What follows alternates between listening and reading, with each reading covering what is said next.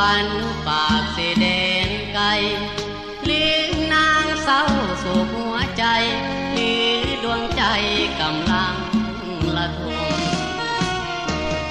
ดำหรือขาวเป็นสาวหรือว่าเป็นไม้แม่ห้างผ่านมาหลายสายเป็นจังใดอ้ายก็จะทรงขอเพียงตัวนาอย่าลวงให้อ้ายคืนผมให้หลง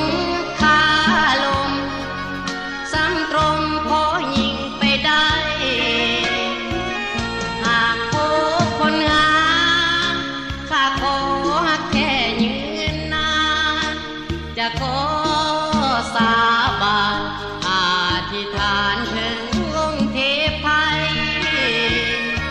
จงช่วยบันดาล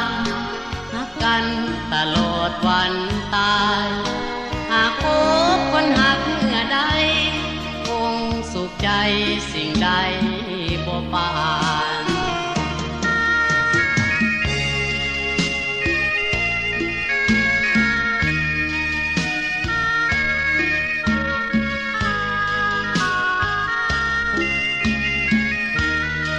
อนุรักษ์และแต่งเพลงโดยพยางค์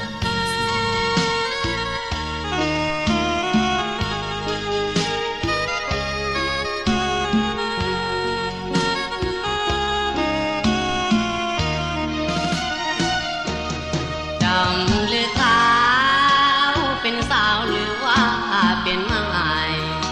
แม่ห้างผ่านมาหลายสายเป็นจังใดอ้ายก็จะทรง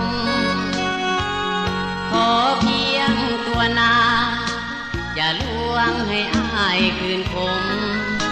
ให้หลงคาลมซ้ำตรงพอยิงไปได้หากพบคนงา